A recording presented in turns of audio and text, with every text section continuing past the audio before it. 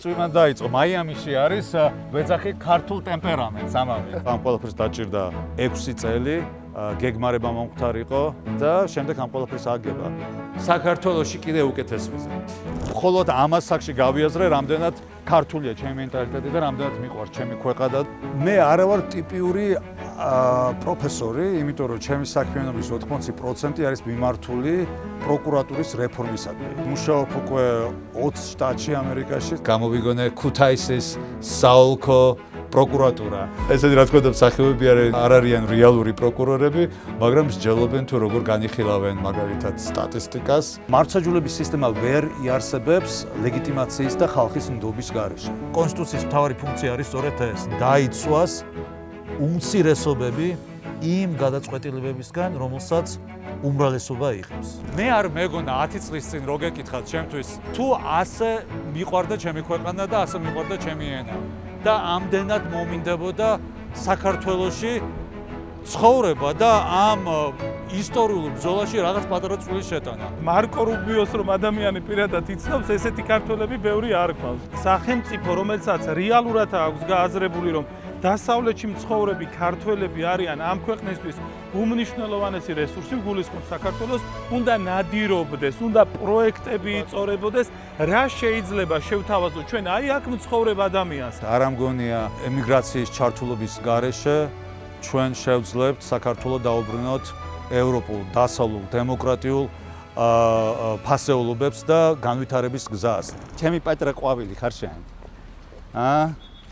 ერთი კვირა დაგვრჩა და უკვე მივდივართ. წლევანდელმა წელმა ძალიან სწრაფად გაიარა.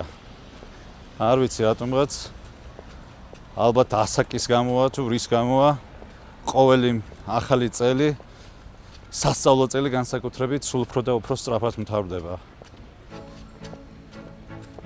იმედია საქართველოში წლევანდელი წელი ბავშვებს წარმატებით დაუსრულდებათ. კარგ უნივერსიტეტებში ჩაირიცხებიან და წინ დიდი ბედნიერი წარმატებული ევროპული მომავალი ექნებათ. გამარჯობა. ეს არის ელენორა გრილი ქუთათელაძე, მე კი მისი მამა ბესი ქუთათელაძე. კრიმინოლოგიის და სისხლის სამართალწარმოების პროფესორი ფლორიდის საერთაშორისო უნივერსიტეტში და ასევე საშუალო სტატისტიკური ქუთაისელი. ყოველ დილას შენ გაქვს ეს ვალდებულება რომ ბავშვები წაიყვანოს სკოლაში. ვალდებულება არა, უფრო ფუფუნება. ფუფუნება. მე მგონი ყველა მშობლისთვის იმის საშუალება რომ ბავშვი სკოლაში წაიყვანო და სკოლიდან გამოიყვანო არის უაღრესად მნიშვნელოვანი ფუნქცია მშობლის. ახლა ყოველდილით მიმყავს, ყოველ შემთხვევაში შეიძლება თვეში რამდენიმე დღე გამიცდეს, როდესაც სამსახურის გამო მოგზაურობ. მაგრამ ძირითადად მიმყავს და გამომყავს და საუბრობთ ყველაფერზე. დღეს რას გააკეთებს, რას მიიღებს, ვისთან ითამაშებს, შემდეგ გამოყვანის დროს იგივეს ვაკეთებ და არ ვიცი, მაგიტომაც გადმოვედით მაიამიში, რომ ამის ფუფუნება ვქონოდა, იმიტომ რომ ნიუ-იორკში ამის საშუალება რეალურად არ იყო.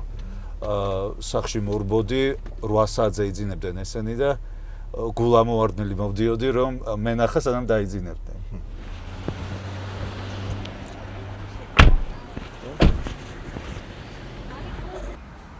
დაიჭირე?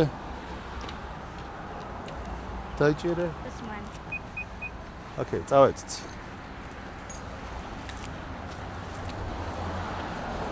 წავედით. ელიკო. რაზე ლაპარაკობ ყველაზე ხშირად გზაში? არ ვიცი. საჭმელზე. საჭამურზე. ესენი არიან ძალიან დიდი ჭამისტები. მეგობრებზე კიდე რაზე საუბრობთ? ერთმანეთს Კებიაც. ბებიაზე. ბებიაზე მასე ხშირად არ ვსაუბრობ. საქართველოში კი და. ხაზე? ჩოგბურთი. ჩოგბურთი. ხო, ესენი ხო ჩოგბურთის გუნდში არიან, სკოლას წარმოადგენენ. აქ ძალიან ბევრი თამაშობს ჩოგბურთს, როგორც საქართველოში ფეხბურთი, რაღაც იმდაგვარი სპორტია. საქართველოში სამწუხაროდ ჩოგბურთი უდიდესი ფუფუნებაა. და მხოლოდ მაღალი სოციალური კლასის ბავშვებისთვის არის შესაძლებელი. რაც აუცილებლად უნდა შევცვალოთ. აქ შედარებით ხელმისაწვდომი სპორტული სახეობა. აქ ჩვენი ავტობუსიც აქ არის. მოვიდა. ჩვენ გამო დავაგვიანეთ. გადმოდით ბავშვებო, გადმოდით.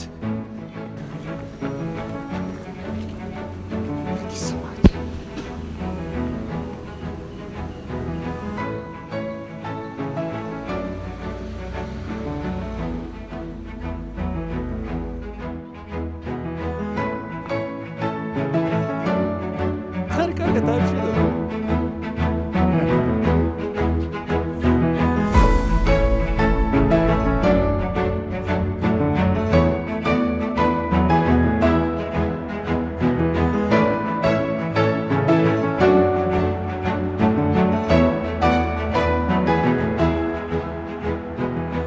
საუბრობთ ყველაფერზე. სკოლაში რას აკეთებდნენ, მეგობრებზე. მე ხო იცი კრიმინოლოგი ვარ და ყოველთვის მაინტერესებს ვისთან მეგობრობენ ჩემი ბავშვები. გარემოცვა. გარემოცვას აქვს ყველაზე დიდი გავლენა ბავშვის ფსიქიკის ჩამოყალიბებაში და ფასეულობების ჩამოყალიბებაში. მინდა შევინარჩუნო გულწრფელი ურთიერთობა, სადაც როდესაც ბავშვებს შეეძლებათ ყველაფრის თქმა. იმ სირთულეების განხილვაც კი, რომელსაც ხშირად ბავშვი უმალავს მშობელს. მაგალითად ბულინგის შემთხვევებში, მაგალითად ფიზიკურ ძალადობასაც ქონია ადგილი არა ჩემი შვილების მიმართ, მაგრამ საერთოდ ვიცით, სკოლები არის ძალიან რთული სოციუმები. განსაკუთრებით middle school-ები ამერიკაში. ყოველდღიური საუბარი ასწავლის მათ, რომ მე ყოველთვის იქ ვიქნები, ყოველთვის მეცოდინება რა ხდება. ბავშვებს ბოლომდე ვერაზროს ვერ ენდობი, იმიტომ რომ მნიშვნელოვანია რომ ყოველთვის აკონტროლო. მე ეს ძალიან კაცრად გამომდის, მაგრამ ვიცი, რამდენად იოლად შეიძლება ბავშვის მიერ მანიპულირება საზოგადოებაში, სკოლაში, ჯგუფელების მიერ.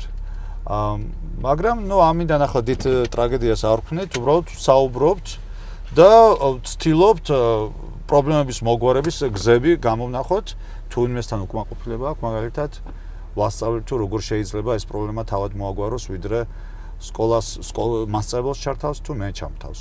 შერჯობით ამ შემთხვევა არ გქონია, მაგრამ ამაზე ვსაუბრობ, იმიტომ რომ ისეთი ასაკი არის უკვე ესენი 12 წლის ხდებიან უფროსები, რომ middle school-ში ძალიან ბევრი კონფლიქტები ხდება ბავშვებს შორის.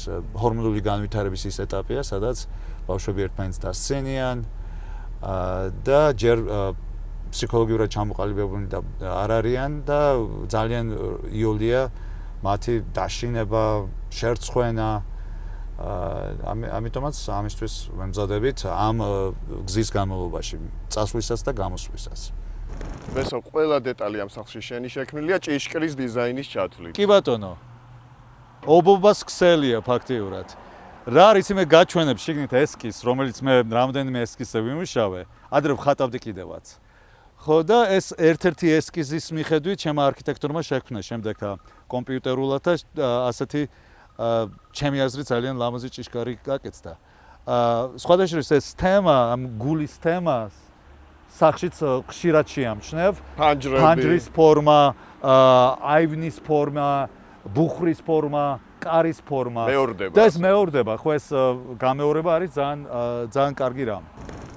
ეს ჭიშკარი დავხატე 2018 წელს და შემდეგ დამორწმუნეს რომ აუცილებლად ჩარჩოში უნდა ჩამესვა და ახლა აღარ ვნანობ, იმიტომ რომ უკვე გადაგდებული იქნებოდა სადღაც. უკვე ძალიან საინტერესოა რომ გაქვს ეს ესკიზი და ამ ესკიზიდან როგორ შეიქმნა ჭიშკარი, რომელიც ასე ძალიან მიყვარს. როცა ამ ესკიზს ქმნიდი, იცოდი რისთვის გინდოდა? კი უკვე მიწა ნაკიდი ვქონდა და ვიცოდი რომ უნდა ვქონოდა ნეოკლასიკური სახლი არტ-ნიუოს ინსპირაციით და ეს ფორმა არის ძალიან არტ-ნიუოს ფორმა. არტ-ნიუოს ფორმას აქვს ეს კვამლისებური ელემენტები. ძალიან ლამაზია. და ესეც შენი ნახატია. ესეც ადრე ვხატავდი, კი, სადოქტორო პროგრამაში რო ვსწავლობდი, სტუდენტებს ვამზადებდი სტატისტიკაში. იმიტომ რომ ძალიან ერთ-ერთი ძალიან ტკივნელი გამოცდა იყო კრიმინოლოგებისთვის და ბევრი იჭრებოდა.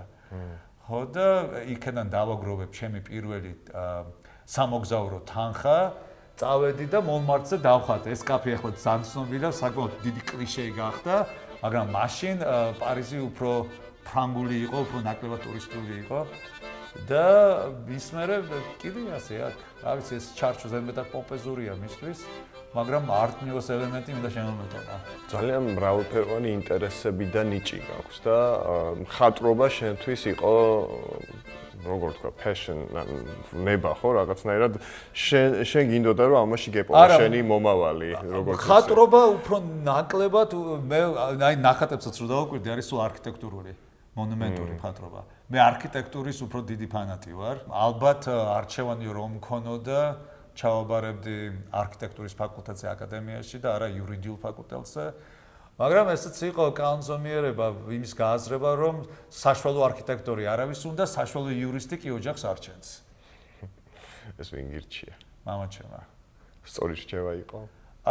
იცი იმ დროს იმდენად მინდოდა ჩემი მეგობრები აკადემიაში აბარებდნენ და მე წარმოვიდგინა თავი როგორც დიდ არქიტექტორად ალბათ ნაწილობრივ გული დამწყდა. მაგრამ ზუსტად გადაწყვეტილი არ მქონდა, სამედიცინოსაც ვფიქრობდი. დღესდღეობით უკვე ამას აღარ ვფიქრობ, იმიტომ რომ ჩემი სპეციალობა ძალიან მიყვარს. მე მგონი ბევრად უკეთესი ვარ როგორც კრიმინოლოგი და როგორც პროკურატურის რეფორმატორი, ასე ვთქვათ, ვიდრე მხატვარი ან არქიტექტორი ვიქნებოდი. არა და ჩემი სამსახური მაძლევს იმის ფუფუნებას, რომ ვაკეთო ასეთი რაღაცები, ვიმოგზაურო, ბავშვებს ვაჩვენო სხვადასხვა ქალაქები. ის ფუფუნება, რომელიც შეიძლება არ მქონოდა, რომ მხატვრობაზე დავთანხმებულიყავი. ბოლოს როდის დახატე? რა არის, იცით, სულ უფრო და უფრო რთული ხდება ხატვა ბავშვების პირობებში, იმიტომ რომ ხატვას სჭირდება გარკვეული არა მარტო მენტალური მომზადება, არამედ თავისი დრო. რო გააწყო შენ საღებავებს და დაიწყებ ხატვას, იქ არ შეიძლება გქონდეს ნახევარი საათი, რომ ბავშვები სკოლიდან მოიყვანო და შემდეგ ეს ყველაფერი აალაგო. მე ვფიქრობ, რომ როდესაც ბავშვებს უნივერსიტეტში გავუშვებ, შემდეგ ალბათ დაუბრუნდები მხატვრობას, თუმცა ბევრად უფრო კრიტიკული ვარ ახლა, ვიდრე ვიქნებოდი ალბათ 20 წლის წინ. ამას გეტყვი, რომ შემფასებელი მხატვრობის ბევრად უკეთესი ვარ, ვიდრე მხატვარი. და შენ ვიცი რომ რამდენიმე ქართველ მხატვარს ძალიან გულშემატკივრობ. ერთ-ერთი განსაკუთრებით შენი ფავორიტია. შაკო ხრიკული არის ერთ-ერთი ფავორიტი არა, ფავორიტი მხატვარი, ქართველი მხატვარი, რომელიც მიმაჩნია ალბათ ერთ-ერთი საუკეთესო თანამედროვე მხატვარი. რომელმაც შექმნა ნახატი შენი სახლის კი, ინტერიერით. ეს ნახატი, ორივე ნახატი სიურეალისტური, თანამედროვე სიურეალისტური მხატვრობის თბილისში მაქვს და მაგრამ ამ ადგილს ასახავს ხო? ერთ-ერთი ეს ადგილი იყო და მეორე არის ეს ოთახი, რომელიც არის, არ ვიცი, არტ-ნიუოს 64 ჩემთვის, იმიტომ რომ ეს ფანჯარა როგორ მეორდება ოთახის ფორმა და ეს ბუხარი სხვათა შორის მე დავხატე. ეს ქვა მოვიპოვეთ საბადოდან პარიზის გარეთ, ეს ისეთივე კირის ქვა არის, როგორც პარიზში სახლები, რომელიც ასე ლამაზად ირეკლავს მზის შუქს და შემდეგ ესპანეთში გავაკეთებინეთ. ყველაზე მეტად ის მიყვარს, რომ ბავშვები შეიძლება აქ ჩამოჩნდნენ და ხელები გაითქვან. თითქოს და ამის საჭიროება იყოს მაიამიში. მაიამიში ხო? ისე მაიამიში ბუხარი ცოტა ესეთი უცნაურია რა. მაიამიში ბუხარი უცნაურია, მაგრამ შობის შეგრძნება მაიამიში ძალიან რთულია. შობა ახალი წლის შეგრძნება. ახალი წელი მე ყველაზე მეტად მიყვარს. მე არა ვარ დიდი დღესასწაულების მოყვარული, მაგრამ ახალი წელი რაღაც განსაკუთრებით მიყვარს და ბუხარი და ნაძვის ხე ბავშვების მიერ მორთული ნამდვილად ქმნის იმ განწყობას, რომელიც მე ასე მენატრება ბავშვებიდან.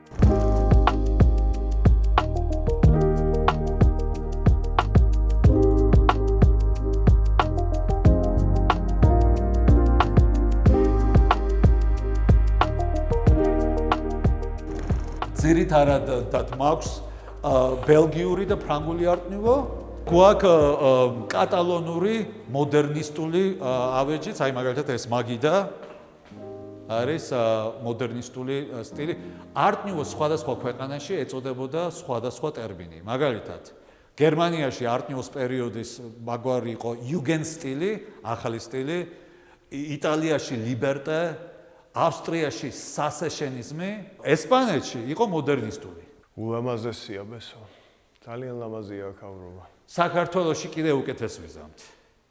მთელი იდეა ეს არის, რომ საქართველოში რაღაც გქონდეს სივრცე, სადაც ჩემი პატარა არტ-ნიუოს ფანატები შეიძლება შევკრიბო და ვიმსჯელოთ რა ჟანრის art nouveau არის ყველაზე უფრო საინტერესო და შევინარჩუნოთ ის ისტორიული ფასეულობები, რაც საქართველოში ჰქონდა. ჩვენ ხო გითხარი ძალიან კარგი მოდერნისტული არქიტექტურა გვაქვს თბილისში, რომელიც ჯერჯერობით შემოგრჩა, რომელიც ნაწილობრივ ნადგურდება და ჩვენი ვალია რომ ეს ყველაფერი აღვადგინოთ, შეუნარჩუნოთ მაინც მომავალ თაობებს.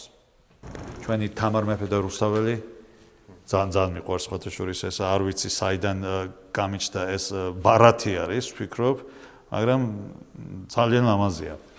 და ვაგროვებ ამ ყველაფერს უკვე 25 წელია, სულ უფრო და უფრო ჭირს ავთენტური ასეთ პატარა ნივთების პოვნა, იმიტომ რომ განადგურდა ბევრმა შეიძინა, უკვე აზია შემოვიდა, ბაზარზე როგორც მყიდველები, ბევრი რაღაც უკვე ჩინეთში წავიდა და ეს ყველაფერი უფრო გართულდა. მე მგონი მუზეუმს ესეც ძალიან დაამშვენებდა. თბილისიდან გააქვს რამე? თბილისიდან ასეთი ჩარჩოები საერთოდ არ არის, იმიტომ რომ თბილისიდან ყველაფერი გაიყიდა, განსაკუთრებით 100 წლის განმავლობაში, მაგრამ განსაკუთრებით 90-იან წლებში, როდესაც ხალხს გაუჭირდა, ეს ყველაფერი გაიყიდა. ძალიან ცოტა არის ავთენტური art nouveau-ს ჩარჩოების ან ნივთების რაოდენობა საქართველოში. ახლა სხვათა შორის ევროპაში დაიწყეს ვიღაცებმა შეძენა და თბილისში უკან წაღება და არა პირიქით.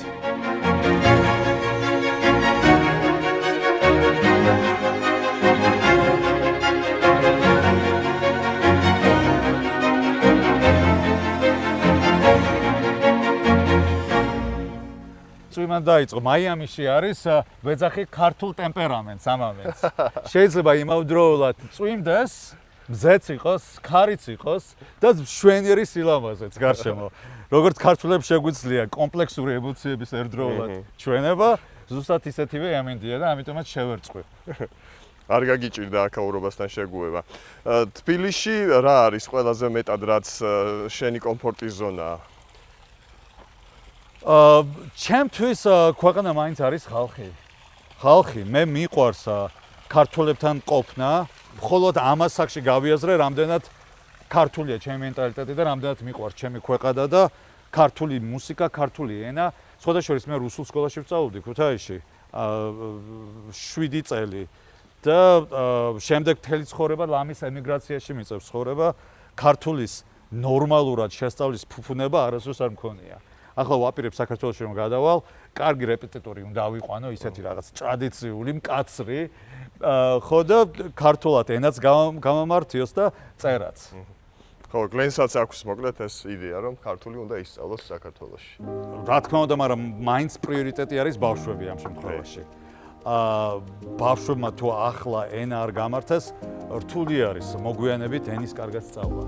ჩვენ ემიგრანტებს დაელაპარაკეთ უამრავი, რომელიც ამერიკაში ჩამოვიდა, ბევრი მათგანი აქ 10-20 წელი ცხოვრობს და მაინც ინგლისურის პრობლემა აქვს. ბესო, ბავშვებს კითხე აზრი, ვიდრე გადაწყვეტილება იქნებოდა საქართველოში გადასვლასთან დაკავშირებით. ბავშვებს კითხე, სანამ კითხავდი, ბევრჯერ განვიხილეთ. რას ვფიქრობ საქართველოში ცხოვრებაზე, სად გირჩევნია, რატო ჯობს ამერიკაში გადარჩენა თუ საქართველოში ცხოვრება და თვითონ მე ისეთი манипуляტორი ვარ, თვითონ მივაღებინე სწორი გადაწყვეტილება. აღიარებ რომ манипуляტორი. აღიარებ. ხო ეს ილუზია უნდა შეუქმნა ბავშვებს, რომ არჩევანის რეალური საშუალება აქვს. მაგრამ ეს მოლოდინები, რასაც უქმნი, მე ხომ უნდა გამართლდეს. მე არ მაქვს იმის ილუზია, რომ ცხოვრება საქართველოში იქნება უფრო დაცული, უფრო უსაფრთხო, უკეთესი იქნება მათი განათლებისთვის, მაგრამ მაშინ რატომ მიდიხარ? რატომ მივდივარ და უფროსები უკვე 12 წლის ხდებიან, მე-7 კლასს იწყებენ. თუ ახლა არ გადავედით, უკვე აქ ჰაი სკულიდან რაც არის მე-9, მე-10, მე-11, მე-12 კლასები გადასვლა იქნება ძალიან რთული. უკვე ძალიან აურევ პროგრამას. ანუ დრო მაქვს ან ახლა, ან როდესაც ბავშვები უკვე უნივერსიტეტში სწავლენ. და იმას ვშიშობ, რომ ესენი რომ უნივერსიტეტში სწავლენ, შემდეგ უკვე აღარ მექნება იმის საშუალება, რომ ეს ქართული იდენტობა უფრო განუვითარო. ქართული იდენტობა რა არის? ჩემთვის სიყვარული, ქვეყნის სიყვარული, ენის სიყვარული. ქართული ენა არის ულამაზესი და მიჭირს, მე თავად მიჭირს ქართულად კარგად მეტყველება და ბავშვებს განსაკუთრებით. ყოველ ზაფხულში იქავართ, 2 თვეში უკვე საკმაოდ კარგად მეტყველებენ, შემდეგ ჩამოვდივართ აქეთ და ბევრ მონაპოვარს ვკარგავთ. ასე რომ მე მგონი ახლა გვაქვს კრიტიკული დრო, რომ ეს ამ რისკების გათვალისწინებით მაინც ეს გადაწყვეტილება მივიღოთ. ამ შენთვის პრიორიტეტია აი ქართულის შენარჩუნება, ქართული ხასიათის და ამ რისკზე მიდიხარ. კი ბატონო. ახლა თუ არ მოხდება, გამეორებინებ, მაგრამ ახლა თუ არ მოხდება, ანუ ფიქრობ, რომ მე უკვე ამის შანსები ძალიან მცირეა, რომ შეინარჩუნონ თუნდაც ენა. მე ვფიქრობ, რომ თუ ამ ასაკში ბავშვებმა ქართული ენა არ გამართეს და ეს სიყვარულის რაღაც დონე არ განიცადეს საქართველოსთან მიმართებაში, უკვე უნივერსიტეტის დამთავრების შემდეგ ეს იქნება დაგვიანებული. არც ვიცი სად იცხოვრებენ სიმართლე გითხრა, მე გულწრფელად მინდა საქართველოში ისწავლონ, შემდეგ საზღვარგარეთ ამერიკაში მიიღონ განათლება, შესაძლოა რამოდენიმე წელი ამერიკაშიც იმუშავონ, გამოცდილება მიიღონ და საქართველოში დაბრუნდნენ, ეს გამოცდილება ქვეყანას მოახმარონ. ეს იქნება ჩემი ოცნება, მაგრამ მე შულების სანაცვლოდ ვერ გადავწყვიტავ, როგორი ცხოვრება უნდა იცხოვრონ. მაგრამ ამ ეტაპზე გავაკეთებ მაქსიმალურს, რომ ენაც შევაყვარო უფრო მეტად, ქვეყანაც, ხალხიც, სამზარეულოც, კულტურაც, თეატრიც, ქართული მწერლობაც და სწორედ ამიტომაც ვხვებულობთ ამ გადაწყვეტილებას ახლა. გლენი რას ამბობს? გლენი რას ამბობს? გლენი შეჩვეულია ჩემგან ასე ვთქვათ რადიკალური გადაწყვეტილებების მიღებას. რას ამბობს? მხარს გვიჭერს, თან ის უნდა გავიაზროთ, რომ გლენს არ აყავს ნათესავებიც, მშობლები გარდაეცვალა, ასაკის მშობლები ყავდა და საქართველოში გვყავს ჩვენ ძალიან კარგი სანათესაო წრე, ჩემი მშობლები, ანუ ბავშვების ბებია და ბაბუა, ჩემი ძმისშვილები, დიშვილი, ყველა ძალიან არაჩვეულებრივი ახალგაზრდები არიან და მინდა რომ ეს ბიძაშვილურ, მამიდაშვილური სიყვარულიც კიდევ უფრო განავითარონ. ესეც დამატებით мотиваცია. მე მგონი ხო, რა თქმა უნდა ჩვენი ბავშვებისთვის ახლა სამსახურს ყველა თავს ვერ დაანებებს და მათთან ყოველდღე ვერ იკონტაქტებს, მაგრამ თუ კვირაში ერთხელ ჩვენს ნათესავებს ნახავთ, ეს ჩვენთვის დიდი ფუფუნება იქნება. 64 ახლა სადაც ვართ, შენი სახლი, შენ და გლენმა ერთად ააშენეთ, ხო? რაღაცა თქვენი ხედვით გაკეთდა აქ ყველა დეტალი. მე და ჩემმა კარგმა არქიტექტორმა. გლენი გამოვიწყდა. გლენი უფრო მოდერნისტია.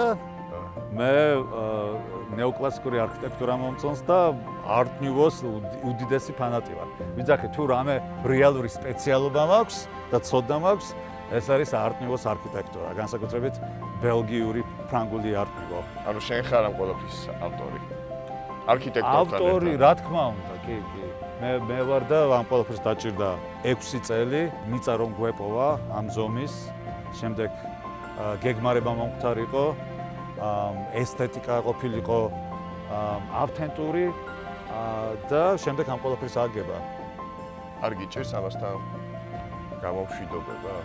რაც რა თქმა უნდა მიჭირს.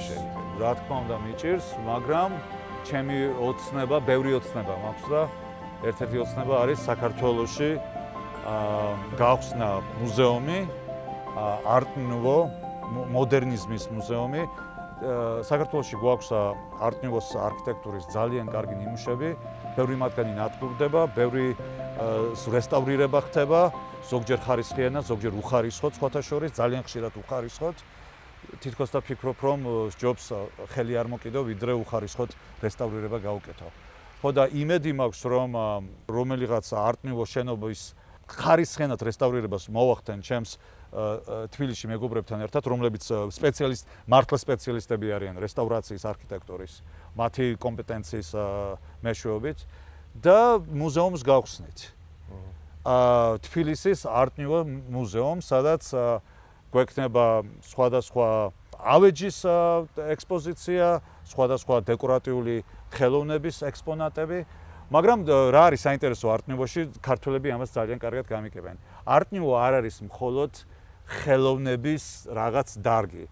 Art Nouveau იყო ინდუსტრიულ რევოლუციასთან ერთად მომხდარი საზოგადოების გარდაქმნა. Art Nouveau-ს პერიოდში მოხდა მაგალითად სამკაულის შექმნა, რომელიც არ იყო მხოლოდ ოქრო ან მხოლოდ ძვირფასთულებით მოწყობილი. ქალებს შეეძლოთ გამოსულიყვნენ პირველად ქარხნებში ემუშავათ და წასულიყვნენ და თავიანთი სამკაული თავად ეყიდათ. ეს იყო ძალიან რევოლუციური. მანამდე საუკუნეების განმავლობაში მამაკაცი წყვეტდა, ქალი როგორ სამკაულს გაიკეთებდა, როგორ ტანისამოს ჩაიცვამდა.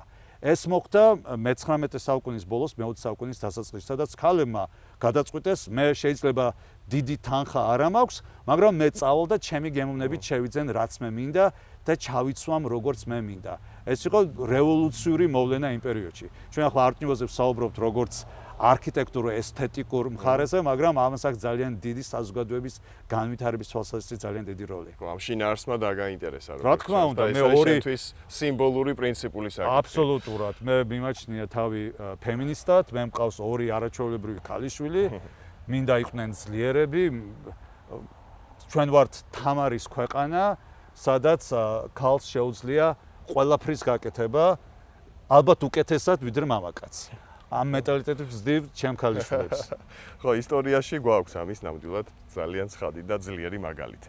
შენ საუბრობ ახლა კონკრეტულად მუზეუმის იდეაზე, მაგრამ ვიცი რომ ბევრი ისეთი პროექტია შენს გონებაში, რომელიც საზოგადოებას დაეხმარება დემოკრატიის, კრიტიკული აზრის შენარჩუნებაში ქვეყანაში და ამაზეც ვილაპარაკებთ მოგვიანებით. ეს არის უნივერსიტეტი, სადაც ლექციებს კითხულობ. ეს არის უნივერსიტეტი, სადაც ბევრი რამე კეთდება. უნივერსიტეტის ფუნქცია მხოლოდ ლექციების წაკითხვა არ არის. მე მუშაობ დოქტორანტებთან ძირითადად, მაგრამ გვაქვს დიდი სამეცნიერო საქმიანობა. კარგი უნივერსიტეტები საერთოდ ამერიკაში არიან ყველა სამეცნიერო საქმიანობით დაკავებულნი და იზიდავენ გრანტებს. იმიტომ რომ სხვანაირად ამ სტატუს კარნეგის კლასიფიკაციით ხდება უნივერსიტეტების კლასიფიკაცია R1 დონეს ვერ მიიღებ, რაც ნიშნავს ყველაზე მეტი რაოდენობის კვლევითი პროდუქტების წარმოებას. ჩემი საქმიანობის 75-80% არის ზუსტად საგრანტო აპლიკაციების წერა, პატარა გუნდთან თანამშრომლობა და მოგზაურობა ამერიკის სხვადასხვა შტატებში, რომ ტექნიკური დახმარება გაუწიო პროკურორებს.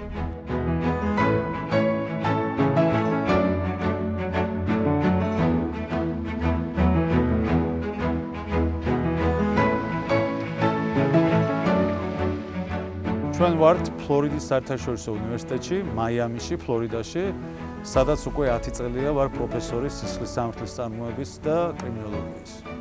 უფრო კონკრეტულად რას ნიშნავს შენი ეს მიმართულება? ჩვენს მაყურებელს უთხრათ, რა არის შენი ყოველდღიური საქმიანობა? მე არა ვარ ტიპიური პროფესორი, იმიტომ რომ ჩემი საქმიანობის 80% არის მიმართული პროკურატურის რეფორმისადმი. მუშაობ უკვე 20 შტატში ამერიკაში, სადაც ადგილობრივ პროკურორებს უწევ ტექნიკურ დახმარებას თუ როგორ გახდნენ უფრო ანალიტიკურები. როგორ შეიძლება შემოვიტანოთ სტატისტიკური მოდელები მართლმსაჯულებაში, რომ მართლმსაჯულება გავხადოთ უფრო სამართლიანი, უფრო ეფექტური და უფრო ეგრეთ წოდებული cost efficient. რას ცვლის ეს პროცესში? შენი სტატისტიკა, რომელსაც მათ სთავაზობ, რა დასკვნების გამოტანის საშუალებას იძლევა? ჯერ ერთი იმას ვიტყვი, რომ გამჭვირვალობას უწყობს ხელს. გამჭვირვალობა კი სისტემის ლეგიტიმაციისთვის არის აუცილებელი წინაპირობა. თუ ხალხმა ვერ გაიგო გადაწყვეტილებები როგორ მიიღება, ისინი ბუნებრივად პროცესს არ ენდობიან და მართლმსაჯულების სისტემა ვერ იარსებებს ლეგიტიმაციის და ხალხის ნდობის გარეშე. ამიტომაც ხალხი მოვყავს პროკურატურასთან და ვაკავშირებთ ერთმანეთს, რომ გავიგოთ როგორ იღებენ პროკურორები გადაწყვეტილებას და კუმულატიურად როგორი დადებითი შედეგი მოჰყვება ამ საზოგადოებისთვის დანაშაულთან ბრძოლის თვალსაზრისით, დანაშაულის გაცხადების თვალსაზრისით, დაზარალებულთა დახმარების თვალსაზრისით. სვლით იურიდიულ აზროვნებას, რომ დოგმატური მენტალიტეტიდან უფრო ემპირიული მეთოდები გამოვიყენოთ, ანუ გამოვიყენოთ სტატისტიკა, რომ გავიგოთ სადა ვართ ეფექტურები და შევაფასოთ ჩვენი საქმიანობა. კონკრეტული მარტივი მაგალითის მოყვანა შეგიძლია? მაგალითად რეციდივისტი თუ ციხიდან გამოუშვებ 100 ადამიანს, რამდენი მათგანი ჩაიდენს დანაშაულს, როგორ დანაშაულს ჩაიდენენ და შესაძლებელი იყო თუ არა იმის წინასწარ პროგნოზი თუ ვინ ჩაიდენდა ახალ დანაშაულს და ვინ არა. ამ სტატისტიკას იკვლევ შენ. კი ბატონო. და ვასწავლი პროკურორებს როგორ წაიკითხონ ეს სტატისტიკა და როგორ გახდნენ ამ სტატისტიკური მონაცემების ბაზების მომხმარებლები. იმიტომ რომ სამართლის სკოლები, იურიდიული ფაკულტეტები ამას არ ასწავლიან. ისინი ასწავლიან კანონის ინტერპრეტაციას, მოორგებას კონკრეტულ საქმეზე, მაგრამ ანალიტიკური მენეჯერული უნარები პროკურორებს არ აქვთ. არადა პროკურორები ხდებიან საოლქო პროკურორები, იმიტომ რომ სასამართლოში კარგად გამოდიოდნენ, ამავდროულად მენეჯერული უნარები არ აქვს. მაგალითად, ჟურნალისტი შეიძლება იყოს არაჩვეულებრივი წამყვანი ჟურნალისტი, მაგრამ ტელევიზიის მართვა არის სულ სხვა პროცესი. 10 წლის წინ დავიწყეთ ეს ორგანიზაცია, ქვია Prosecutorial Performance Indicators და ამ ტექნიკური დახმარებას ვუწევთ პროკურორებს და ამ ტექნიკური დახმარებების ფარგლებში ჩავწერეთ ვიდეოები მსახიობებთან ერთად, რომ შევქმნათ იმიტაცია თუ როგორ შეიძლება პროკურორები მსჯელობდნენ სტატისტიკურ მოდელირებაზე სისხლის წარმოებაში. ჩავწერეთ ვიდეოები და გაცინებ ახლა.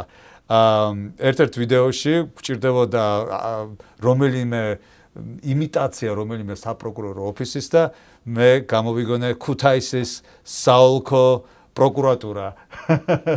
და ესეთი რა თქმა უნდა მსახიობები არ არიან რეალური პროკურორები, მაგრამ მსჯელობენ თუ როგორ განიხილავენ მაგალითად სტატისტიკას იმ სისხლის სამართლის პოლიტიკის შემუშავებაში. და ფონად გვაქვს ქუთაისის საოლქო პროკურატურა. ამერიკაში ამის შესახებ არავინ მაიცის და ალბათ რომ უყურებენ ამ ვიდეოს, ფიქრობენ რომ ეს რაღაც ადგილობრივი ამერიკელების რაღაც დასახლების სახელია, მაგრამ მე ამაყად ვუხსნი მერე ჩემს მეგობრებს თუ საიდან მოვიდა ეს იდეა.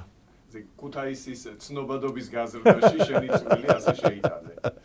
ამ სისტემაში სიახლეების ზოგადად ეშინიათ და ალბათ არ არის გადაჭარბებული სიტყვა ეშინიათ და რაღაცნაირად რთულად იღებენ ხოლმე ინოვაციებს. შენ შემთხვევაში როგორ იყო? რამდენად მარტივად შეძელი იმის დამტკიცება, რომ საქმე რომელსაც აკეთებ მნიშვნელოვანი იყო განვითარებისთვის? არ მგონია ეშინოდეთ, უფრო სკეპტიკურები არიან, იმიტომ გონიათ რომ სტატისტიკური მონაცემები უფრო მიკერძოებულს გახდიან ინდივიდუალურ საქმეებზე.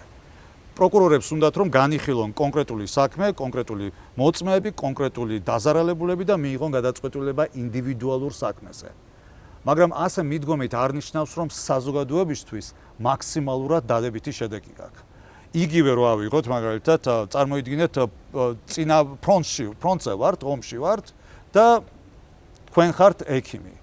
ყოველთვის როდესაც ჯარისკაცი, დაჭრილი ჯარისკაცი შემოყავთ, ყველა ადამიანს აქვს სიცოცხლის გადარჩენის უფლება, მაგრამ თუ ერთ ჯარისკაცზე დახარჯავთ ძალიან ბევრ დროს, რომლის გადარჩენის ძალიან დაბალი ალბათობა, ეს დრო აღარ მოხმარდება იმ 5 ჯარისკაცს, რომლის გადარჩენის შანსი ნამდვილად არსებობს. ამიტომაც ამას სჭირდება წინასწარ გათვლა, ვისე შეიძლება გამოვიყენოთ ის შეზღუდული რესურსი, რომელიც სამართალდამცავ ორგანოებს აქვთ. ხო, და რაღაცა პრიორიტეტების ზუსტად სისხლის სამართლის პოლიტიკა არის პრიორიტეტების სწორად განსაზღვრა და შენი ეფექტურობის შემოწმება. და არა იმიტომ რომ მე რადგანაც პროკურორი ვარ და მოსამართლე და ვიცი რომ მე წესიერი ვარ და სწორ გადაწყვეტილებებს ვღებულობ. არა.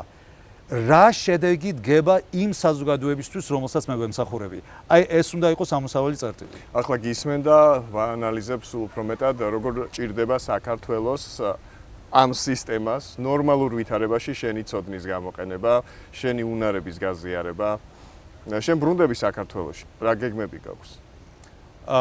პროკურატურის რეფორმა ამ ეტაპზე ალბათ არ არის ყველაზე რეალისტური გეგმა, რაც შეიძლება მქონდეს, მაგრამ ალბათ უპასუხისმგებლობა იქნება, რომ ეს ჩემი 25 წლის დაგროვილი კავშირები, ცოდნა, გამოცდილება, კავშირები დამფინანსებლებთან, ჩემი საქმიანობა ფინანსირდება კერძო და ფედერალური ფონდებიდან. Microsoft-ი გვაფინანსებს, MacArthur-ის ფონდი გვაფინანსებს, ამერიკის იუსტიციის დეპარტამენტი გვაფინანსებს, რომ ეს ინოვაციები შევიტანოთ პროკურატურაში. ეს არის მნიშვნელოვანი კავშირები და გამოცდილება, როგორ შეიძლება ახალი იდეების გენერაცია და ხალხის დარწმუნება ამ იდეების საჭიროებაში. შენნაირი ბრილიანტი ქართველების უნარების, ცოდნის, კავშირების გამოყენება საქართველოს უკეთესი მომავლისთვის როგორ შეიძლება და როგორ წარმოუდგენია ეს ხიდების მშენებლების გაერთიანებას, მოძრაობას, ასე ვიტყოდი. ამაზე ზურა კაპანაძეს აქვს თავისი ხედვა და გადაცემის შემდეგ ნაწილში ზუსტად ზურასთან დაგტოვებთ და ერთად განიხილავთ ალბათ იმას, როგორ ვისთან ერთად და ემიგრაციის უშუალო ჩართულობით რამდენად სწრაფად არის შესაძლებელი ცვლილებები ჩვენს ქვეყანაში. მე მგონი ძალიან კარგი საქმე კეთდება ამით. არ მგონია ემიგრაციის ჩართულობის გარეშე ჩვენ შევძლებთ საქართველოს დაუბრუნოთ ევროპულ, დასავლურ, დემოკრატიულ ფასეულობებს და განვითარების გზას. ჩვენ ვითხოვთ კონსტიტუციურ დემოკრატიას, სადაც ადამიანების უფლებებია დაცული. ამაზე ხომ უნდა შევთანხმდეთ და ამის მიღწევის რაღაც პრაგმატული გზები ხომ უნდა შევიმუშაოთ. არ შეიძლება უმრავლესობა მიიღოს გადაწყვეტილებები, რომლებიც უმცირესობას დააზიანებს და პირიქით. ყველას უფლებების დაცვა არის შესაძლებელი. ამერიკაში ეს ხერხდება. ასევე შეიძლება მოხერხდეს საქართველოში.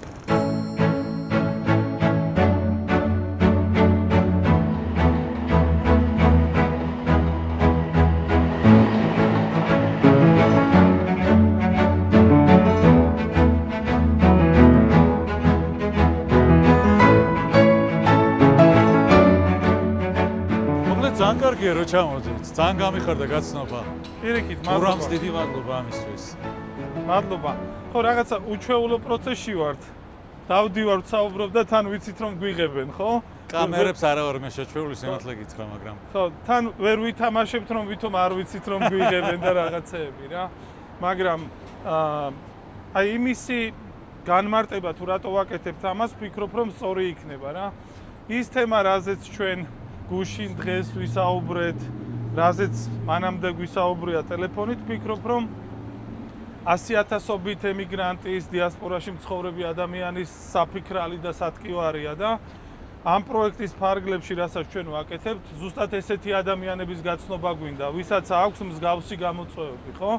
ერთის მხრივ თავი მიაჩნია საქართველოს განუყოფელ ნაწილად, მაგრამ მეორეს მხრივ ის რაც ქვეყანაში ხდება ძალიან აღელვებს, რბილად რომ ვთქვათ და წუხს. რა ვიცი, ჩვენი საუბარიც მე წარმომიდგენია რომ ეგ არის, ხო, აი რა არის გამოსავალი, რისი გაკეთება შეუძლია დიასპორას იმ ვითარებაში, როცა ქვეყანა რეალურად განვითარების სხვა ვექტორს ირჩევს და ხალხი, რომელიც ცხოვრობს დასავლეთში, რაღაცნაირად გაუცხოებული ურჩებით ამ პროცესში რა. ეს არის ჩვენი ინტერესი, თქვენი გაცნობის, თქვენგან მოსაზრების მოსმენის და რავი, გაუცვალოთ ერთმანეთს მოსაზრებები. ეს ისეთი საქმეა, მზარ რეცეპტები არ არსებობს. ერთადერთი მზარ რეცეპტი ის არის, რომ ამ რეალობას არ შეიძლება შევეგუოთ. ყველამ ჩვენი რა ფორმითაც ვირჩევთ ამ ბრძოლას, იმ ფორმით უნდა ვიბრძოლოთ და კოორდინაცია იქნება სასურველი და ამისთვის ძალიან დიდი მადლობა, რომ ისეთ ხალხთან ვაკავშირებ, რომლის არსებობის შესახებ არც ვიცოდი. ეს გარკვეულ ძალას მაძლევს, გარკვეულ სტიმულს მაძლევს, რომ ბევრად დიდი არის პროდასავლურად განწყობილი ქართული იმიგრაცია, ვიდრე მე მეგონა. ჩემს პატივი იქნება ამ ხალხთან ერთად ამ ბრძოლის გაგრძელება. უდავოდ. ბესო, შენი შემთხვევაც ეგეთია, იმიტომ რომ დღეს გურამი რომ წერდა თქვენთან ინტერვიუს, იმდენი რამე გავიგე თქვენი პროფესიის შესახებ. თქვენ მაინც საზოგადოება ესეთი შვილებთან, ოჯახთან ურთიერთობის კუთხით გიცნობ და არა ესე ღრმა პროფესიული იმითი. ანუ თქვენი პროფესიული გამოცდილება, თქვენი კონტაქტები, ხო, არ ვიცი უნდა ვახსენო თუ არა, მაგრამ პირობითად მარკო რუბიოს რომ ადამიანი პირადად იცნობს, ესეთი ქართველები ბევრი არ ყავს, ხო? ამიტომ საქართველოს არ ყავს არც ერთი დასაკარგი ადამიანი ესეთი უნარებით და ესეთი კონტაქტებით, ხო? დარწმუნებული ვარ, რომ ის ახალგაზრდები, ვინც დღეს ირჩევენ იურისპრუდენციას, კრიმინოლოგიას და არა კრიმინალისტიკას, როგორც გამისწორეთ. კი ბატონო. მათთვის თქვენნაირ ადამიანთან კომუნიკაცია, თქვენი გავლილი გზის, გამოცდილების გაზიარება არის მნიშვნელოვანი კონტრიბუცია, ხო? შესაბამისად, ეს არ არის ცალმხრივი პროცესი, ეს არის თქვენ რაღაც მოგაქვთ ამ ესე ვთქვათ პროცესში და თქვენ იღებთ იმას, რომ განვითარების რაღაც ეტაპზე ადამიანს ჭირდება გაცეს. აი დაგროვილი ცოდნა, გამოცდილება გაცეს და ეს მის შინაგან სამყაროს ჭირდება, ხო? არის ამისთვის სწორი დრო, ყველაფერს სწორი წინაპირობა ჭირდება. მე მგონი არის. უბრალოდ სხვა არჩევანი არ დაგვრჩენია. არიან ახალგაზრდები საქართველოში, რომელსაც ჩვენი ხელის შეწყობა ჭირდებათ. განათლების ამაღლება ჭირდებათ, კვალიფიკაციის მიღება ჭირდებათ სხვა ქვეყნებში. მე ძალიან დიდი სურვილი მაქვს და იმედი, რომ ოდესმე შევძლებ, რასაც აქ დოქტორანტებს ვასწავლი ამერიკაში უკვე 10 წელია, მაგალითად როგორ დაწერონ წარმატებული კონკურენტუნარიანი საგრანტო აპლიკაცია ფედერალური სახელმწიფოსთვის თუ კერძო დამფინანსებლების მიმართ. აი ესეთი უნარები იქაც გადავავითარო. იქნებიან ეს უნივერსიტეტის სტუდენტები თუ ახალგაზრდა პროფესიონალები, ეს შეიძლება გამოჩნდეს მომავალში. მაგრამ ამის დიდი იმედი მაქვს. ხო, მე ვიცი რომ საქართველოში სერიოზულად ფიქრობ გადასვლას, დაბრუნებას. ეს мотиваცია ძალიან საინტერესო არის ჩემთვის, იმიტომ რომ არგუმენტაცია რომ ჩემი შვილები არიან middle school-ში და მე ახლა მაქვს მოკლე ფანჯარა, ან მე აღარ მექნება, ჩემთვის აბსოლუტურად გასაგები არის, იმიტომ რომ high school-ში უკვე ეს ძართულია ბავშვების სასწავლო პროცესის არევა დამამთავრებელ კლასებში, იმიტომ რომ უკვე უნდა დაიწყო უნივერსიტეტებისთვის მზადება კონკრეტულად.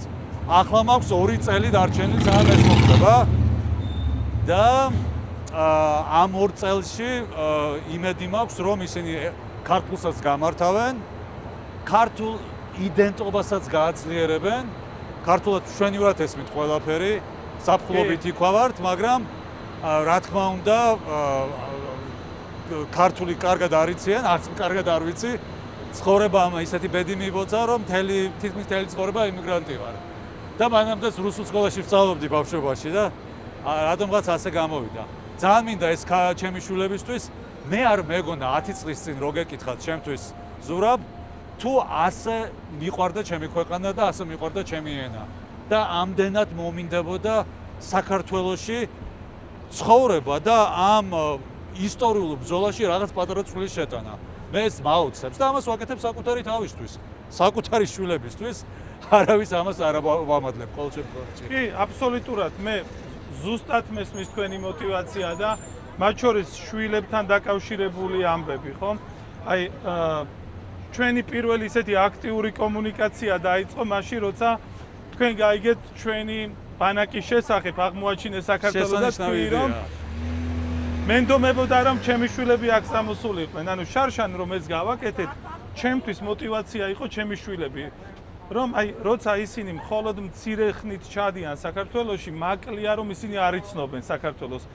უფრო ფართე საქართველო მინდა იცოდნენ, მინდა არჩევდნენ კილოზე კახელია ეს თუ იმერელია, აჭარელია თუ გურულია და ესე შემდეგ. ჩემთვის ეგ არის ნამდვილი საქართველო და მაგას აქედან ვერ გაიგებ. იქ ფიზიკურად უნდა იყო რა.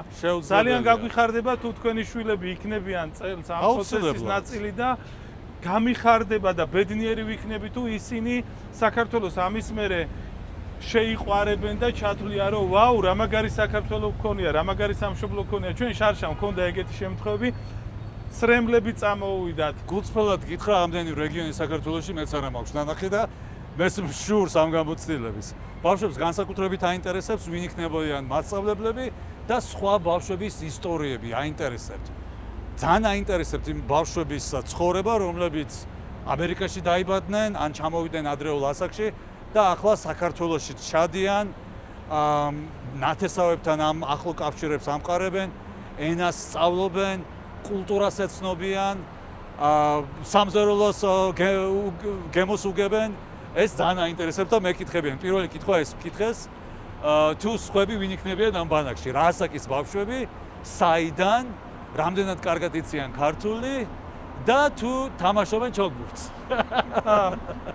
მარტივი პასუხია. ჯერ არ ვიცით, მაგრამ საინტერესოა ბავშვები როგორ ფიქრობენ. აი უყურეთ, ჩვენი გათვლა არის ის, რომ ეს უნდა იყოს საქართველოში მაცხოვრებელი ბავშვებით დაკომპლექტებული ნაწილი ამერიკაში რომ იზრდებიან და ნაწილი ევროპაში რომ იზრდებიან. ანუ ჩვენ გვინდა გავაცნოთ ერთმანეთი აი ამ სამ ლოკაციაზე მცხოვრებ ახალგაზრდებს ბავშვებს და ეს არის მართლა ესეთი გამოცდილება რომ საქართველოში მცხოვრები ქართველები სხვანაირ საქართველოს აცნობენ, დიასპორაში მცხოვრები ქართველები სხვანაირად და ეს ქმნის. ესეთი ვარ ჩვენი საზოგადოება. ამაზე რაღაც თვალის არ გასწორება არ მგონია, სწორი, იმიტომ რომ დღეს რეალური საქართველო ნაწილი ცხოვრობს საქართველოში, ძალიან დიდი ნაწილი ცხოვრობს ემიგრაციაში. ჩვენ არ გვაქვს იმისი ფუფუნება, რომ თქვათ, რომ ეს მილიონამდე ქართველი ჩვენ აღარ გვჭირდება.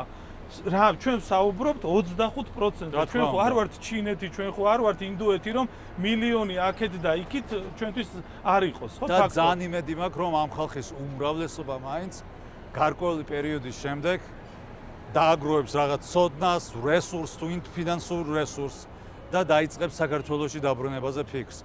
ჩემთვის ეს არის უზარმაზარი პრიორიტეტი.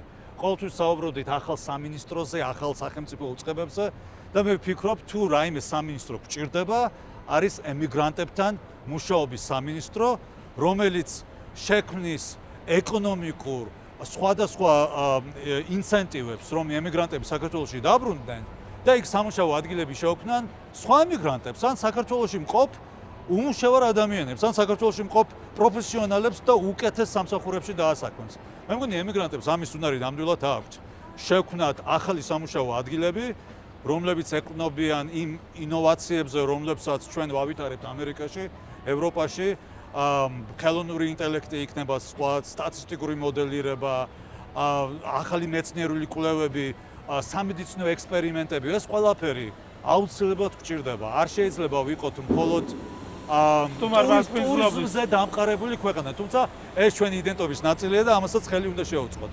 მე მინდა საქართველო იყოს ინტელექტუალური, ტექნოლოგიური, საგანმანათლებლო და მეცნიერული ცენტრი.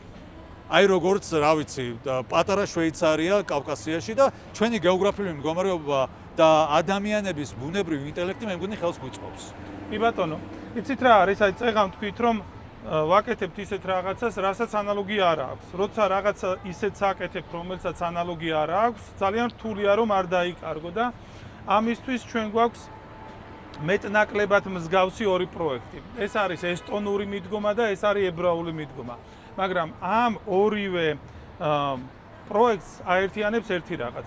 შენ შეგიძლია აკეთო ესტონური საქმე, თუ ცხოვრობ ესტონეთში, შენ შეგიძლია აკეთო ესტონური საქმე, თუ ცხოვრობ არა ესტონეთში დიასპორაში, მაგრამ ჩვენი საბოლოო მიზანია რომ ყველა ესტონელი დავაბრუნოთ სამშობლოში, იმიტომ რომ ჩვენ როგორც მცირერიცხოვან ერს არ გვაქვს ფუფუნება დავკარგოთ ეს ადამიანები. იგივეს აკეთებს ისრაელი. ჩვენ ახალის და განსაკუთრებულის მოგონება არ გვჭირდება. ჩვენ არავინ არ უნდა დავამუნათოთ, რატომ არ ბრუნდები საქართველოში. ბევრი ადამიანი ამერიკიდან, ევროპიდან გაცილებით დიდ კონტრიბუციას გაუკეთებს საქართველოს, ვიდრე საქართველოში დაბრუნებით, ხო? იმიტომ რომ იქ შედგა, იქ აქვს, რა ვიცი, სანაცნობო წრე, იქ აქვს თავისი პროფესიული განვითარებისთვის ყველა ინსტრუმენტი და ამისი მიმართვა საქართველოსთვის იქნება ძალიან მნიშვნელოვანი, ხო? გეთანხმები. თქვენი არ უნდა გქონდეს ახლა მე იმის ილუზია არ მაქვს, რომ ყველა ემიგრანტი დაბრუნდება და არაუშავს, თუ ნაწილი დარჩება ევროპაში იმუშავებს, ამერიკაში და ხელს შეუწყობს ქვეყანას. სხვადასხვა ფორმით შეიძლება საქართველოს გვერდით დაუდგეთ. მაგრამ მე მაინც იმედი მაქვს, რომ უმრავლესობა ამაზე ბუნებრივად იფიქრებს. გულწრფელად გითხრა, ბავშვების გადაყვანის ინტერესიც იმიტომ მაქვს, რომ რა თქმა უნდა მინდა ენა ისწავლონ და ბებიასთან და ბაბუასთან და ნათესავებთან უფრო ახლო კავშირი გქონდეთ, მაგრამ იმედი მაქვს, რომ როდესაც განათლებას შემდეგ მიიღებენ, არ ვიცი, ევროპაში, ამერიკაში და გარკვეული წლები აქ იმუშავებენ, საბოლოოდ გარკვეულ ასაკში მაინც საქართველოში დაბრუნდებიან და იქ შექმნიან ოჯახებს. ნუ ახლა ეს რა თქმა უნდა რაღაც ზღაპრარში ვცხოვრობ და რაღაც, მაგრამ ნუ მშობლებს ყოველთვის წარმოგვიდგენია რა გვინდა ჩვენი შვილებისთვის და მე ამის სურვილი მექნებოდა, რომ 1, 2 მაინც 3-დან საქართველოში დაბრუნებულიყო განათლების შემდეგ, დაბრუნდეს განათლების მიღების შემდეგ და იქ გაეგრძელებიოს, არ ვიცი, ქართული საქმის კეთება თუ არა, ძალიან პომპეზურად ჟღერს, კარგი პროფესიონალიზმი იყოს, კარგი პროფესიონალი გახდეს თავის სფეროში. ესო, აი, ეგ არის ქართული საქმე ჩემთვის. ჩვენ ვცხოვრობთ კაპიტალისტურ ქვეყანაში, გულისხმობ ამერიკას და გვესმის, რომ ადამიანებს ვერ აიძულებ, რომ რაღაცა გააკეთოს. ხო, შენ უნდა შეთავაზო ისეთი პირობები, რომ იმას მოუნდეს აი მოქმედების გაკეთება. რატომაც ვახსენე ისრაელის და ესტონეთის მაგალითი არის ეს, რომ თლიან პაკეტს თავაზობენ. შენ თუ გადმოხვალ ისრაელში, სახლის მორტგიჯი ამდენ პროცენტიანი, ან 1%-იანი ან რაღაცა, შვილის სწავლა უფასო, ანუ პაკეტს აძლევენ, რომ აუ, მე ხა მაიამიში ვიცხოვრო თუ ვიცხოვრო თელ-ავივში, იმდენ ბენეფიტს მაძლევენ, რომ ჩემი ცხოვრებისთვის, ჩემი ოჯახისთვის იქ ყოფნა არის უკეთესი. ამიტომ სახელმწიფო, რომელსაც რეალურად აქვს გააზრებული, რომ დასავლეთში მცხოვრები ქართველები არიან ამ ქვეყნისთვის უმნიშვნელოვანესი რესურსი, გულისხმობ საქართველოს, უნდა ნადირობდეს, უნდა პროექტები იწორებოდეს, რა შეიძლება შევთავაზოთ ჩვენ აი აქ მცხოვრებ ადამიანს. ანუ ჩვენ ილუზიებში არ უნდა ვიყოთ, რომ აქედან ადამიანი ადგეს და წავიდეს, ეს შეიძლება იყოს ემოციური გადაწყვეტილება, მაგრამ ერთ თვეში, ერთ წელიწადში მოწყინდეს. იქ უნდა იყოს რაიმე მწყობრი სისტემა, რის გამოც იფიქრებს, რომ კი კარგი ინფრასტრუქტურაა, კი კარგი რაღაცაა, მაგრამ სამაგიეროდ მე მაქვს პაკეტი, რომელიც ჩემი ცხოვრებისთვის, ჩემი შვილებისთვის, ჩემი ოჯახისთვის უფრო მეტი ბენეფიტია, ვიდრე აქ ყოფნა, ხო? ესაა. თუმცა იქ ცხოვრები ადამიანებისთვისაც ბევრი რამე უნდა გაკეთდეს. მე არ მინდა ვიხილო სიტუაცია, სადაც 3%-იანი სესხები აქვს ამერიკიდან ჩასულ ემიგრანტებს და ადგილობრივი მოსახლეობა იხდის 25%-იან სესხს. რაღაც ზომიერება იქაც გმართებს. მაგრამ ფაქტი ის არის, რომ ახალი სამუშაო ადგილები უნდა შეიქმნას.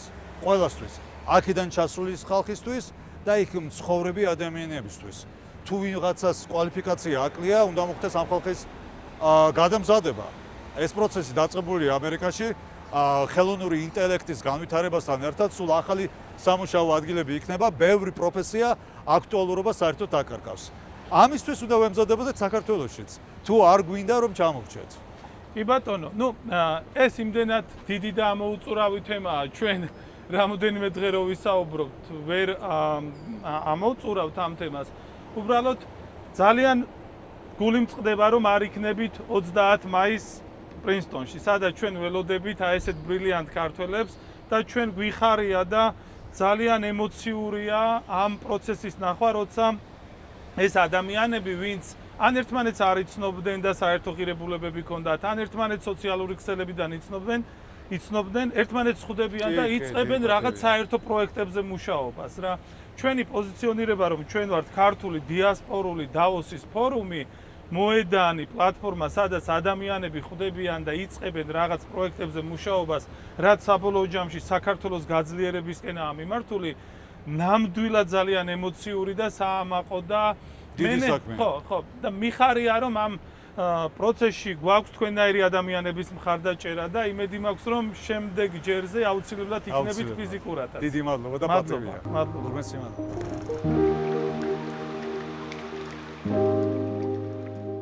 მესიკ არ ვიცი ეს ინტერვიუ როცა იტვირთება სად იქნები, უკვე გადაწყვეტილი გექნება თუ არა საქართველოში ყოფნა. როგორია დღეს შენი ემოცია, როცა აი ამ 6-4-დან აპირებ წახვიდე ქაოსში, დღეს ქაოსია ჩემს ქვეყანაში, ასე აღვიქვამ მე პირადად და რა мотиваცია არის, რაც იქ გაგაძლებინებს ამ სიმშვიდის შემდეგ. 6-4 ქაოსის გარეშე არ არსებობს. საქართველოში მაინც არის ის ენერგია და გარკვეულწილად ამ დროს, ამ კრიტიკულად მნიშვნელოვან დროს საქართველოში ცხოვრება არის რაღაც ისტორიის ნაწილად ყოფნა. მე ვფიქრობ, რომ ძალიან საინტერესო ეპოქა არის იმის და მიუხედავად, რომ ეს მძიმე ეპოქა ხალხს და მასებს ძალიან კრიტიკულად დააწვა ეკონომიკურად, პოლიტიკურად. ბევრი ემიგრაციაში წავიდა, ბავშვები წამალს ვერ შეუვლებენ. ნდობა ხელისუფლების მიმართ არის ძალიან დაბალი, სასამართლო სისტემა თავის საქმეს არ აკეთებს. ამ ყველაფრისთან მიუხედავად არის უაღრესად საინტერესო ხანა და ერთადერთი შანსი, რომელიც ჩვენ მქონია საუკუნეების განმავლობაში, რომ გავხდეთ ევროპული ოჯახის ნაწილი, ის ნაწილი, რომელიც ჩვენ ყოველთვის უნდა ყოფილიყავით, მაგრამ გეოპოლიტიკური მიზეზების გამო ამის საშუალება აქამდე არ გქონია. ამიტომ არის ეს დრო განსაკუთრებით მტკივნეული, რომ ვიცოდეთ, რომ ჩვენ ეს კარი არა გვაქვს ღია, ალბათ უფრო მეტი ადამიანი და ქართველი ამას შეეგუებოდა და გავხდებოდეთ, არ ვიცი რა, ჩრდილოეთ კორეა თუ არა, აზერბაიჯანი მაინც. მაგრამ ის ფაქტი, რომ ევროპული კარი ჩვენთვის არის ღია და მასობით საქართველოს მოსახლეობა შეიძლება ღირსეულად ცხოვრება და სიბერის არ შეეშინდებათ და ბავშვების ავად გახდომის არ შეეშინდებათ, აი ამ შანსის დაკარგვა განსაკუთრებით მაწუხებს და მაშინებს. უბრალოდ რთული ამ ყველაფერს შეეგუო და ჩემი წასვლის გადაწყვეტილებაც არის სწორედ ეს, თითქოს და ვინანებ კი რა თქმა უნდა აქ ბევრად უფრო დაცული ვარ, უსაფრთხო ვარ, სამსახურში ძალიან კარგი მდგომარეობა მაქვს, ბავშვები კარგ სკოლაში დადიან, ჩემი მშობლები ჯანმრთელები არიან და მინდა დიდხანს იცოცხლონ, ყველაფერი თითქოს და კარგად არის, მაგრამ ყოველ დილით მაინც აფორიაქებული სულით ვიღვიძებ, იმიტომ რომ გულწრფელად მეწოდება ქართველი ხალხი, იმიტომ რომ დარწმუნებული ვარ, რომ საქართველოში შეიძლება ბევრად უკეთესი ცხოვრება იყოს ყველასთვის. ყველასთვის, უმრავლესობისთვისაც და უმცირესობისთვის. გვინდა ისეთი სახელმწიფო შექმნა, სადაც კონსტიტუციური დემოკრატიის პრინციპები იყვავებს. ეს კი იმას ნიშნავს, რომ ყველა საბაზისო უფლებები იქნება დაცული. და კონსტიტუციის მთავარი ფუნქცია არის სწორედ ეს, დაიცვას უმცირესობები იმ გადაწყვეტილებებისგან, რომელსაც უმრავლესობა იღებს. იმიტომ თითქოს და დემოკრატიაში უმრავლესობას ზედმეტი დაცვა არ ჭირდება, მას ყავს არჩეული ხელისუფლება, რომელიც მის ინტერესს გამოხატავს. კონსტიტუცია გვჭირდება მხოლოდ მაგისთვის, რომ ადამიანის უფლებები, საბაზისო უფლებები დავიცვათ, ეს ადამიანები ჩვენ მოგწონს თუ არ მოგწონს. და ეს არის დემოკრატიული, კონსტიტუციური დემოკრატიის ფუნდამენტური პრინციპი. ამის საპირისპირო ხდება დღეს საქართველოში. ამის საპირისპირო ხდება დღეს საქართველოში, მაგრამ გვაქვს შანსი, რომ ეს მდგომარეობა ქვეყნისთვის სასიკეთოდ შემოაბრუნოთ. დღეს ხო ბევრად მაინც უკეთესი მდგომარეობაა მაგის თვალსაზრისით, ვიდრე გვქონდა ისტორიულად. არის რეალური შანსი, თუ ჩვენს ბრძოლას გავაგრძელებთ და მეტი ხალხი შემოერთდება ამ ბრძოლას, ოკუპაციის წინააღმდეგ, რუსული ოკუპაციის წინააღმდეგ, რომ ჩვენ დავაღწევთ თავს ამ უსაშველო მდგომარეობას. მე არ მეგულება ბევრი ადამიანი საქართველოში, რომელიც ბედნიერია იმით, რაც დღეს საქართველოში ხდება. ეს ბედნიერების ნაკლოვანება შეიძლება იპოვა ადამიანმა ყოველ მომენტში, თბილისში და რეგიონებში განსაკუთრებით. ეს ილუზია, რომ რაღაც ეკონომიკური კეთილდღეობა არის და შეიძლება ვიღაცებს უკეთესი მანქანები აქვს და რაღაც ახალი სათამჯენები შენდება, ეს არის უბრალოდ ილუზია და მასებისთვის ამას ბედნიერება არ მოაქვს. იმ ადამიანებისთვისაც კი, ვინცაც ფუფუნება აქვს, რომ ასეთი მანქანები ყავდეთ და თავისი შვილები კერძო სკოლებში ასწავლონ და თავისი მეუღლეები ევროპაში გადააფრინონ შოპინგზე. იმათვისაც კი მე ღმად წამს, რომ არსებული მდგომარეობა არის კრიზისული და მათაც უნდათ, რომ ეს რაღაცნაირად შეიცვალოს. რა თქმა უნდა, თავიანთ სასიკეთოდ, ხელისუფლების დათმობას არავინ არ აპირებს, ეს ცხადზე უცხადესია, მაგრამ საზოგადოებამ და მათ შორის ემიგრაციამ უფრო მეტი უნდა გავაკეთოთ, რომ ეს ისტორიული შანსი ხელიდან არ გავუშვათ. ვიღაცები, ვინც ამ მოწოდებას ნახევენ, ალბათ იტყვიან, რომ შენთვის შედარებით მარტივია რაღაც დასკვნების გაკეთება, ხო? რაღაცნაირად სოციალურად, ეკონომიურად უფრო მყარად ხარ და შესაძლოა მათი გადმოსახედიდან შენი ეს გადაწყვეტილება არ იყოს იმდენად რთული, როგორც თუმცა ალბათ დასაკარგიც მეტი მაქვს. შესაძლოა. ბავშვების უსაფრთხოებიდან გამომდინარე, სამსახურიდან გამომდინარე, ახლა რეალურად ძალიან ბევრი ვიშრომე რომ ყოფილიყავი სრული პროფესორი ერთ-ერთ საუკეთესო უნივერსიტეტში ამერიკაში. ეს ხო შრომის გარეშე და გამართლების გარეშე არ მომხდარა გულწრფელად კითხვა. ასეთ სამსახურზე ვარის თქმა და საქართველოში გადასვლა იმის იმედზე რაღაცას მნიშვნელობას მე გავაკეთებ, რა თქმა უნდა ნაწილობრივ არის უპასუხისმგებლო გადაწყვეტილება, რაც შეიძლება ვინანო, თუმცა ვიმეორებ, როგორ შეიძლება ინანო ის რისი არჩევანის თითქოს და არ აქვს. და ახლა გძნობ არის ის მომენტი, როდესაც ეს დრო დადგა, რაღაც ბედის წერის ის მომენტი, როდესაც მე მიმაჩნია, რომ ჩემი შვილებისთვის, ჩემი ოჯახისთვის საქართველო არის ის ადგილი, სადაც მე ყველაზე მეტად ვჭირდება. შევხვდებით საქართველოში. შევხვდებით.